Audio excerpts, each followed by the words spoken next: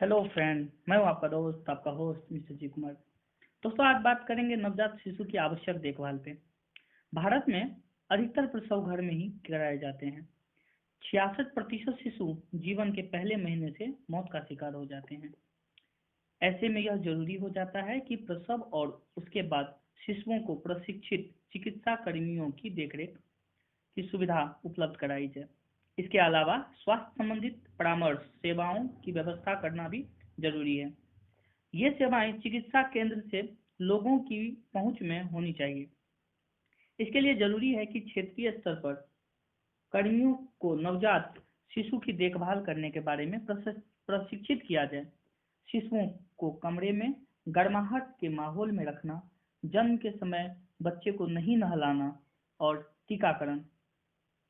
नवजात शिशुओं की मृत्यु के मामले में से 23% में दम घुटने के कारण होती है। इसीलिए जन्म के समय कृत्रिम रूप से सांस देने की व्यवस्था बहुत आवश्यक है। शिशु और छोटे बच्चों को स्तनपान। दोस्तों, शिशुओं और छोटे बच्चों के आहार के अंतर्गत जल्द स्तनपान शुरू करना, यानी कि प्रसव के 1 घंटे के भीतर और 6 महीने तक उसे सिर्फ माँ का दूध ही पिलाना तथा स्तनपान जारी रखने हुए पूरक पोषक आहार देने पर जोर दिया जाना चाहिए। जन्म के बाद जल्द से जल्द माँ का दूध पिलाना तथा 6 महीने तक केवल माँ का दूध ही देना और उसके बाद 2 साल के माँ के दूध के साथ पूरक पोषक देने वाले बच्चों को बचाने का एकमात्र सबसे अच्छा उपाय है। अब होता क्या है, मैं बताता हूँ दोस्तों कि विटामिन ए की आवश्यकता बहुत होती है। विटामिन ए की कमी को घटकर 0.5% के स्तर पर तक लाने के लिए नीतियों में संशोधन किया गया है। इस तरह अब तो नीति लागू की जाती है। उसके अनुसार बच्चे के 9 महीने का होने पर विटामिन ए की 1 लाख IEU खुराक पिलाई जाती है और 9 महीने का हो जाने के बाद 5 साल की उम्र तक बच्चे को हर महीने में विटामिन ए की 2 लाख IEU खुराक पिलाई जाती है। कुपोषण के गंभीर मामलों में विटामिन ए की एक अतिरिक्त खुराक पिलाई जाती है। यदि दोस्तों आपके यहाँ ऐसा आपके बच्चों को नहीं किया गया है तो कृपया आप नज़दीकी सलाहकार डॉक्टर से मिलें और उनसे पूछें कि ये IEU है क्या। आयरन और फोलिक एसिड की पूरक खुराक। अब इसके बाद आती है दोस्तों बात इसकी। देश में आइनीमिया यानी खून की कमी की बीमारी के व्यापक प्रकोप को देखते हुए इसकी रोकथाम के लिए नीति में बदलाव किया गया है। दोस्तों, ये नियम आप ध्यान से सुने ताकि आप अपने संबंधित बच्चों या फिर आप खुद उसके लिए कार्यरत हो सकें और उसे सही से सही सलाह दें, बच्चों को मरने न दें, क्योंकि हर एक बच्चे में भविष्य होती है। भविष्य की बात दूर है दोस्तों, वो बच्चे से आपकी अटैचमेंट होती है, वो अटैचमेंट जो बहुत ही ज़्यादा इंपॉर्टेंट हो जाती है, सबसे अलग हो जाती है। दोस्तों ध्यान दें, शिशु को 6 महीने की उम्र के बाद 5 साल का होने तक हर साल 100 दिन तक रोजाना 20 मिलीग्राम एलिमेंटल आयरन और 100 माइक्रोग्राम फोलिक एसिड की खुराक दी जाती है। यदि आप ऐसा नहीं करते हैं तो जल्द से जल्द प्रारंभ कर दें और 6 से लेकर 10 साल तक की उम्र के बच्चों को 30 मिलीग्राम एलिमेंटल आयरन और 250 माइक्रोग्राम फेलिक एसिड को खुराक साल में 100 दिन तक रोजाना दी जाती है। अब सबसे बड़ी बात होती है हमारे देश में डायरिया। तो डायरिया का प्रबंधन के लिए हमें जल्द से जल्द क्या करना चाहिए अपने बच्चों के लिए। भारत दुनिया का पहला देश है जिसमें डायरिया की रोकथाम के लिए विश्व स्वास्थ्य संगठन की सिफारिश के अनुसार ORS यानी कि समझ गए ना, हाँ, अपनाया गया है। डायरिया की रोकथाम के लिए जिंक को ORS के पूरक के तौर पर अपनाया है। इससे बीमारी की गंभीरता और अवधि को कम करने में मदद मिलेगी। डायरिया की रोकथाम के बारे में नए दिशा निर्देश हाल में ही संशोधित किए गए हैं। अब दोस्तों एक खास बात पे हम चर्चा करेंगे, वो है नवजात शिशु और बाल रोगों से संबंधित प्रबंधन। अब इसकी प्रबंधन कैसी होनी चाहिए। नवजात शिशुओं और बच्चों की बीमारियों की रोकथाम की समवर्ती नीति प्रजनन और बाल स्वास्थ्य द्वितीय या राष्ट्रीय ग्रामीण स्वास्थ्य मिशन के अंतर्गत प्रमुख प्रयास है।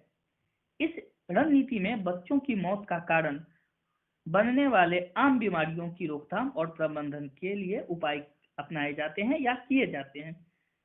इन बीमारियों में नवजात शिशु की बीमारियां, सांस संबंधित गंभीर बीमारियां, डायरिया, खसरा, मलेरिया और कुपोषण शामिल है। इससे रोकथाम, जागरूकता और उपचार संबंधित पहलुओं पर विशेष रूप से ध्यान दिया जाता है। यानी इसमें कार्यक्रम पर पूरी समग्रता से विचार किया जाता है।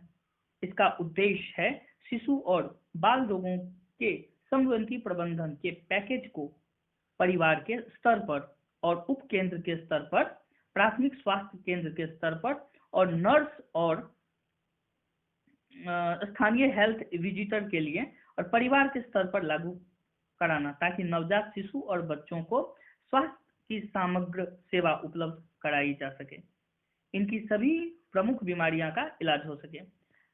दोस्तों, नवजात शिशु और बाल रोगों के संवेदी प्रबंधन से पूर्व की सेवाएं क्या होनी चाहिए, वो मैं आपको बता रहा हूँ, जरा ध्यान दीजिएगा। नवजात शिशु और बाल रोगों के संवेदी प्रबंधन से पूर्व की सेवाओं को इस नवजात शिशु और बाल रोगों के संवेदी प्रबंधन की सुविधाओं में विस्तार की भारत सरकार की रणनीति के रूप में स्वीकार किया गया है। इसे देश के मेडिकल कॉलेज के पाठ्यक्रम में भी शामिल कर दिया गया है। इससे सार्वजनिक और निजी क्षेत्र में नवजात शिशु और बाल रोगों के संबंध प्रबंधन के कार्यक्रम के लिए आवश्यक प्रशिक्षण कर्मियों की व्यवस्था करने में मदद मिलेगी। ये सबको ध्यान में रखते हुए हमें हर चीज, जीवन के हर एक छोटी छोटी बातों पे ध्यान देनी चाहिए। अब सुविधा आधारित नवजात स्वास्थ्य देखभाल, ये बहुत जरूरी है। नवजात शिशु और बाल रोगों के संवेदी प्रबंधन के तरफ अधिक से अधिक संख्या में बीमारी या बीमार बच्चों की जांच की जाती है और बीमारी का पता लगाकर चिकित्सा केंद्र में भेजे जाते हैं। इससे सामुदायिक स्वास्थ्य केंद्र, जिला अस्पताल और मेडिकल कॉलेज में बीमार नवजात शिशुओं और बच्चों के लिए स्वास्थ्य सेवाएं उपलब्ध कराना जरूरी हो जाता है। FBNC नवीन उपलब्ध वैज्ञानिक प्रमाणों के अनुरूप है और बीमार बच्चों के अस्पताल में बाहर या अस्पताल से बाहर इलाज के लिए कार्यक्रम के तहत प्रशिक्षण सामग्री को अपनाया इस्तेमाल करता है। इसके म्यूचुअल्स में बाल रोग का मानक पाठ्य पुस्तक का संदर्भ दिया गया है। दोस्तों, एक खास बात है कि जो जिले नवजात शिशु और बाल रोगों के संवेदन प्रबंधन का कार्यक्रम लागू नहीं कर रहे हैं, उसमें बाल और शिशु मृत्यु के कारण आम कारण जैसे डायरिया और न्यूमोनिया को नियंत्रित करने का प्रयास जारी रहेगा। स्वच्छ पेयजल के उपलब्ध होने से डायरिया का प्रकोप कम हुआ दिखता है और डायरिया होने पर हाइड्रेशन को रोकने के लिए ORS का घोल इस्तेमाल किया जाता है। दोस्तों, एक खास बात बता दूं कि यदि आपके घर में अचानक आपके बच्चों को जो है डिहाइड्रेशन हो जाता है, पेट झड़ने लगता है, तो आप जल्द से जल्द उसे ORS का घोल पिलाएं, ताकि इससे उसकी शरीर में कोई एनर्जी बचे, थोड़ी ताकत बचे, फुर्ती बचे, जो अच्छे से अच्छे रूप से कार्य कर सके।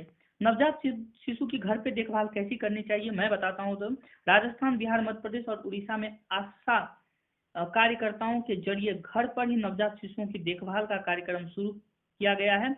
उत्तर प्रदेश में इसे आशा और ANS के प्रशिक्षकों पाठ्यक्रमों में नवजात शिशु और बाल रोगों को संवेदी प्रबंधन के कार्यक्रम के साथ संवेद कर समग्र बाल सुरक्षा कार्यक्रम के नाम से लागू किया जा रहा है।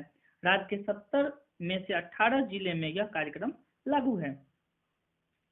अब इसमें प्रगति क्या हुआ है दोस्तों? 5 साल से कम उम्र के बच्चों की मृत्यु दर या संभावना है, जो कि किसी एक वर्ष में उम्र के आधार पर मृत्यु संबंधित वातावरण दर के परिप्रेक्ष्य में 5 साल की उम्र में पहुंचने से पहले होने वाली मौत की संख्या की जो दर है वो कम हो गई है। पिछले दशक में 5 साल से कम उम्र के बच्चों की मृत्यु दर में कमी आ गई है। यह प्रति 1000 109 से घटकर 74 रह गई है। दोस्तों, मेरा वीडियो आपको कैसा लगे, प्लीज़ लाइक करें, सब्सक्राइब करें और कमेंट करें। मैं आप ही के सपोर्ट से मैं आगे जाते रहूँगा। मुझसे यदि थोड़ी बहुत यदि चूक हो जाए, गलती हो जाए, तो प्लीज़ आप कमेंट बॉक्स में लिखें और मैं आपका सदा सदा सदा सदा आभारी रहूँगा। धन्यवाद। हेलो फ्रेंड, मैं हूँ आपका दोस्त, आपका होस्ट मिस्टर जी कुमार। दोस्तों, आज बात करेंगे नवजात शिशु की आवश्यक देखभाल पे। भारत में